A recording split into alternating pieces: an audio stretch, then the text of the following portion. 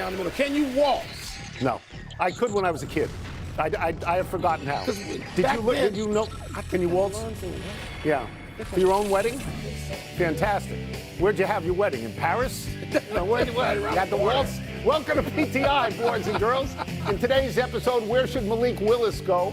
Is Mike McDaniel too much of a player's coach? And Buster Olney joins us to talk spring training and the World Baseball Classic. But we begin today with the NBA. Two contenders in the East met last night as Detroit went to Cleveland. Cleveland was without their leading scorer, Donovan Mitchell. And Detroit may have had rabbit ears because an unnamed Cavalier told the Cleveland Plain Dealer last week, quote, "The Pistons are not in our class," unquote. Cleveland won last night, 113-109. Wilbon, was this a big deal, a little deal, or no deal? For the whole league, it was no deal. For Detroit, I'm not sure it was much of a deal. For the Cleveland Cavaliers, it's a big deal. Because, Tony, you could take that quote different ways.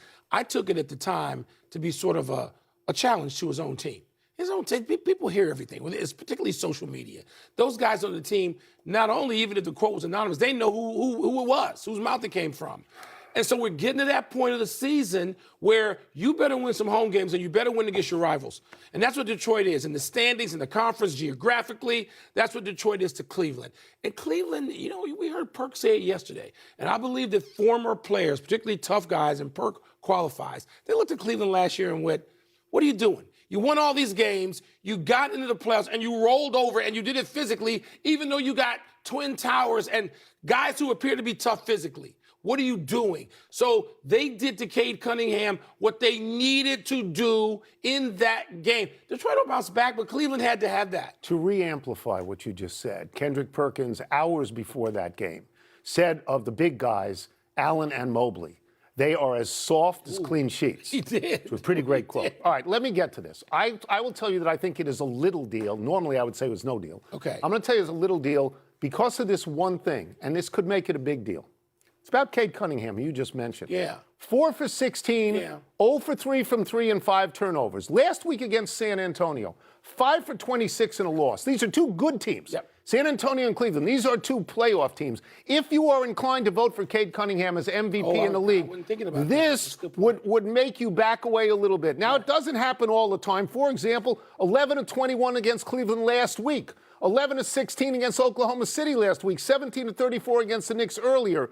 So he doesn't always roll over against good teams. He's only had like 5 bad shooting games like that all year. But I'm just saying it gives you a little bit of pause. It does, and it also underscores how valuable he actually is. That's right. Because if he doesn't have a great game, Detroit's in trouble. They need that extra score, and there's no way to get him. We're past the trade deadline. Normally, I would tell you that this thing doesn't count at all.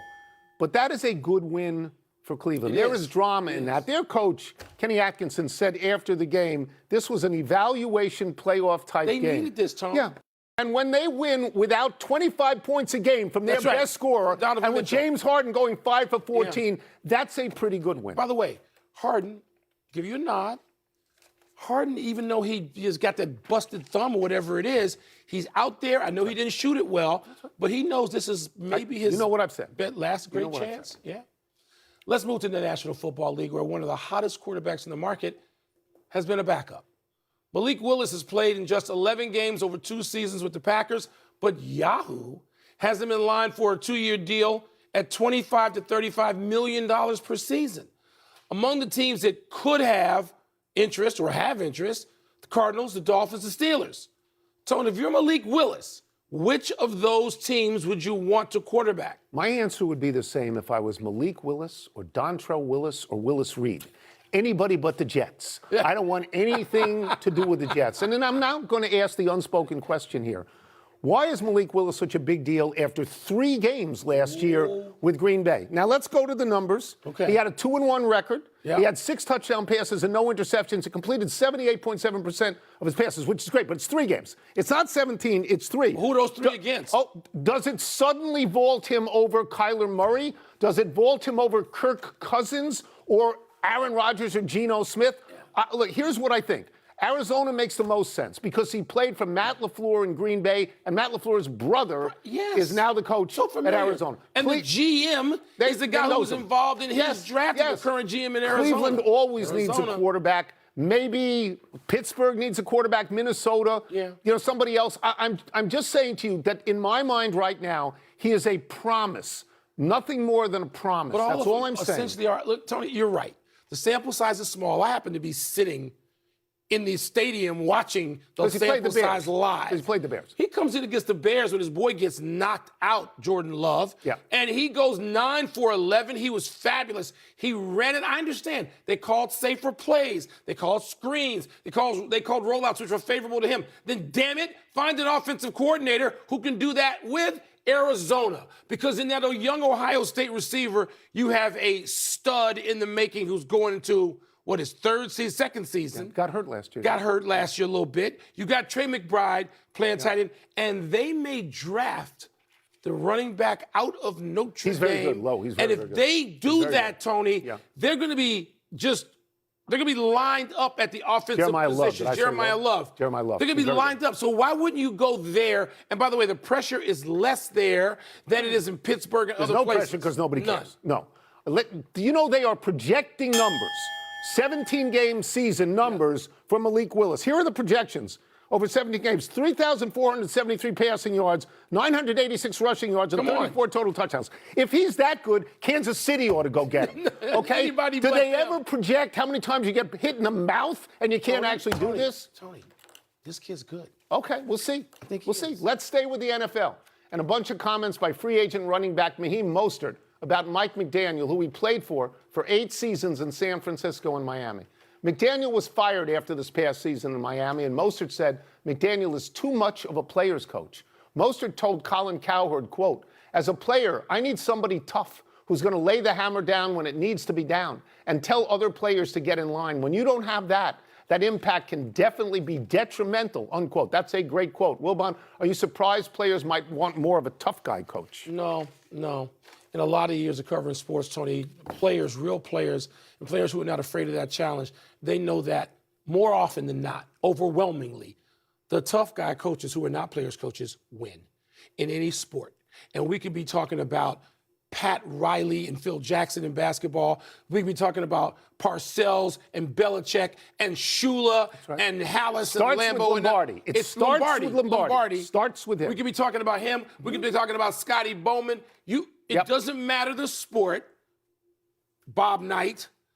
You're talking about guys who may be too tough at times, but the player's coach is rare that wins at that level. Would you call Jimmy Johnson a player's coach? I might. He certainly had elements of that. Mm-hmm. Maybe Andy Reid and Mike Ditka had elements of both. I might call Bill Walsh. You might call Bill Walsh. You knew Bill Walsh. I'm not sure. But mostly, yes. When you line them up, Joe Gibbs might have had elements of both. No, he was but authoritarian. Tough guy. Right? Tough guy. No, players know who wins. So I want to make one point here early on. This doesn't mean that we think that all tough guys are great coaches, because there are some terrible tough guys as coaches, and they get out of the business early because they stink. What does not surprise me at all about this is it comes from a football player. Of all the sports that we have, football players accept coaching, they like coaching, and they believe, looking at the history of the NFL, that tough guys win. That doesn't, not all the time. I mean, we're talking about the difference. Tough guy coaches in a lot of sports have fallen out of favor, and deservedly so. They have been abusive to their players, and everybody knows this to be true. But again, football is different. Football has the most players on the field. They got 11 out there. They need the most discipline of any sport. They need that. So football players, it's a business. If there's a player's coach who helps them in the business, they'll take him. If there's a tough guy who helps them in the business, they'll take him. But what we may be seeing is that Mike McDaniel doesn't have that gear, that he may be suited better to being a coordinator than a head coach, like our friend Norv Turner. I was going to mention Norv Turner, nicest guy, brilliant offensive mind who was not the guy who was going to lay the hammer down. So, he wasn't going to do it. But I'm not. Football players saying this does not surprise me. Are they extinct now in baseball? There's no Billy Martins out there anymore, are there? I think there are. Dick Williams. Oh, I know. Are there in baseball still? I think there are. Sure. Okay. I think there are. And not all of them win, but I think that they're out there. Let's take a break. Coming up, the World Baseball Classic starts tonight. We're going to ask Buster Olney who he favors. We'll also ask him which team he believes has the best shot of keeping the Dodgers from a three-peat. Andy Reid, tough guy. But with Donovan McNabb and with Patrick Mahomes, draw up a play and get out of their way. Play to talent. That's why I said he had elements of both. Yeah. Didn't have elements of both? Red Auerbach. The World Baseball Classic begins tonight in Japan with the United States opening play on Friday. We have some questions about that and about spring training for our great friend ESPN senior writer Buster Olney. We'll start with this. The United States team is stacked. It has more pitching this time around, obviously, with guys like Skubal and Skeens. But when analyzing all the teams, who is your pick to win this thing? So I'm going to go back to what happened the last time we had a WBC, guys. I'm going to say that Japan's going to win it again. Look, you're always looking for the team that's most invested. And since the WBC began, Japan's players have always shown up. The other day, Shohei Ohtani, he's introduced and he's weeping. Like, those guys love to play together. I've got them beating the USA team, which I think is better than it's been in the past. But as you know, Tarik Skubal is going to pitch once. Paul Skeens is going to pitch a couple of times. I don't think they're going to have enough pitching to get through. My colleague Eduardo Perez says, watch out for the Dominican Republic. He doesn't think they're going to lose a game in this tournament. Wow. It's good to start there with some talk about teams. Let's talk about individuals for a second, Buster. Is there any player in this competition that you are particularly zeroed in on?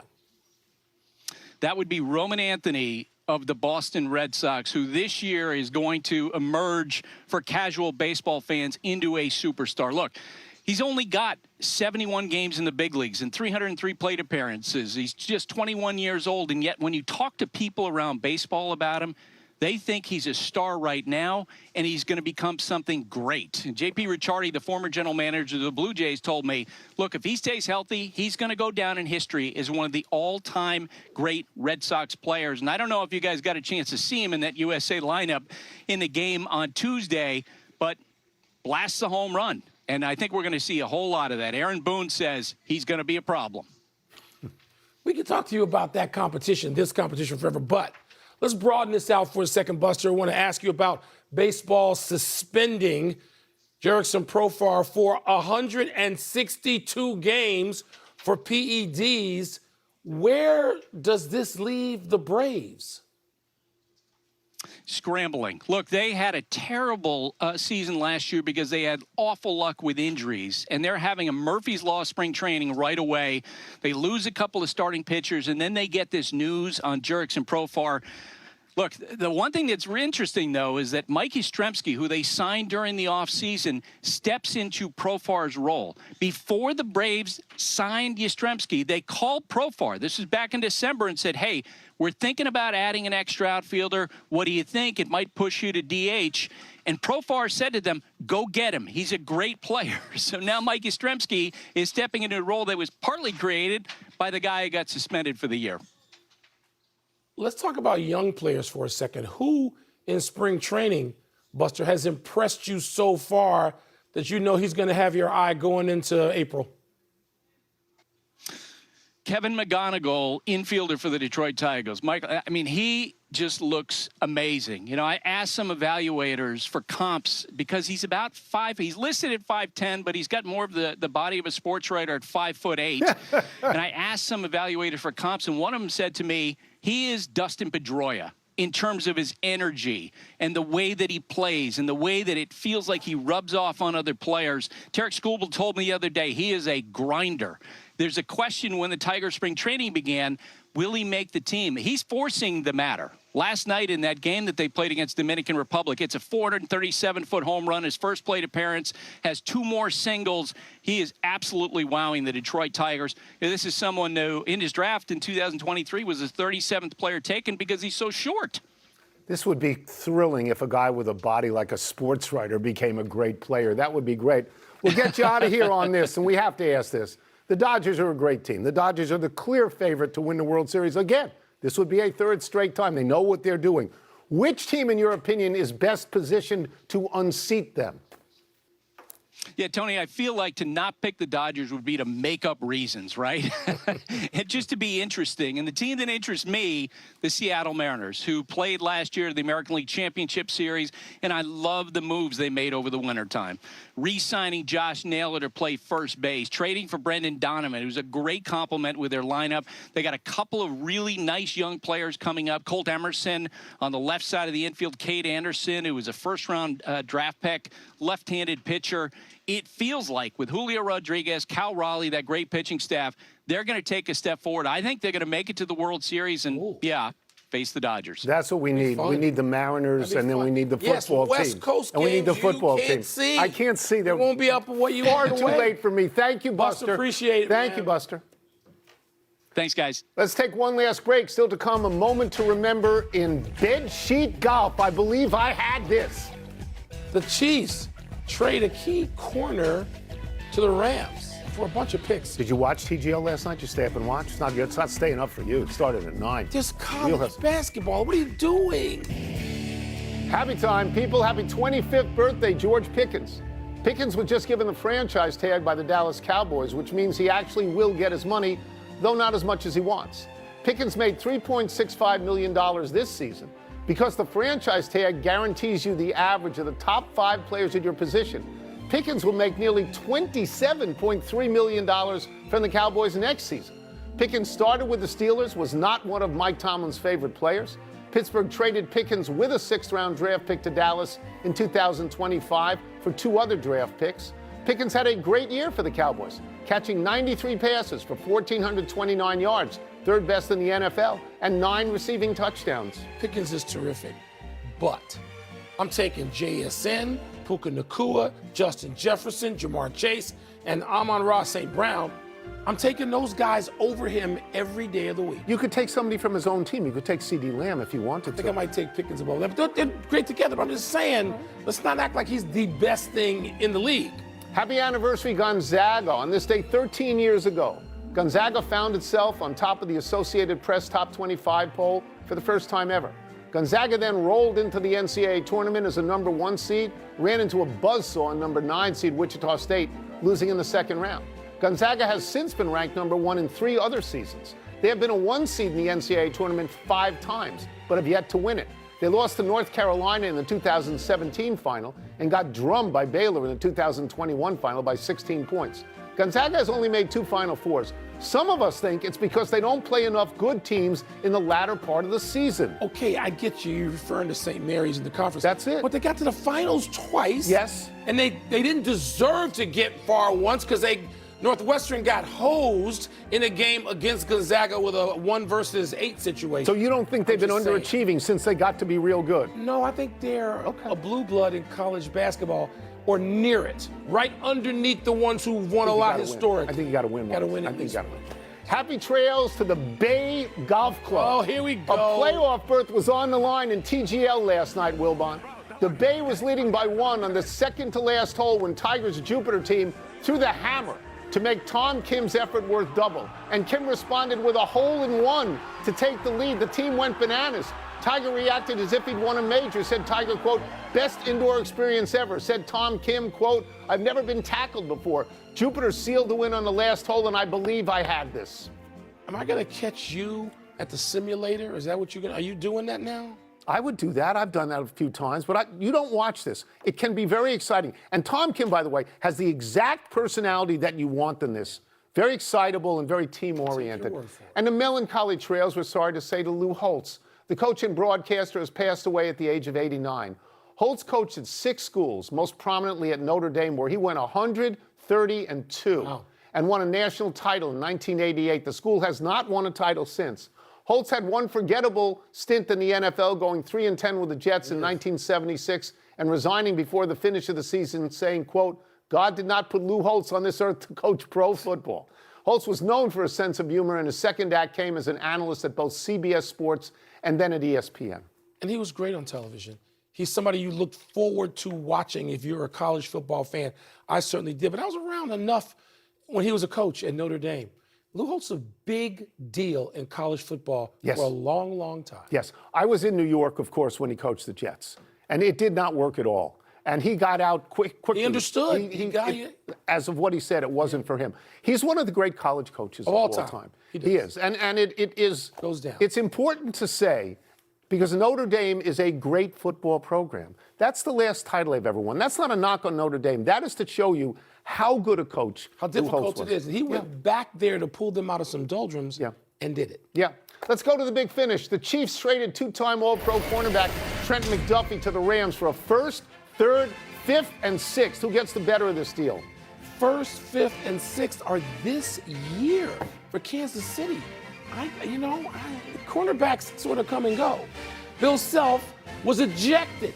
Kansas got upset by Arizona State last night. Big deal?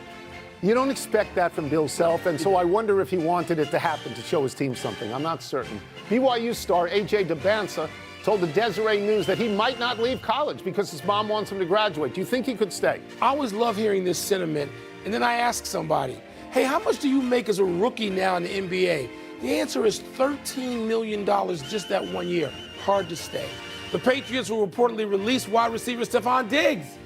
You surprised? I am not, because he's been in the news negatively lately. They could maybe go get A.J. Brown. Last one, Thunder Knicks, Hornets Celtics tonight. Which is the more intriguing matchup? The Hornets are now fun to watch, but let's not get crazy. Okay. Thunder Knicks is an NBA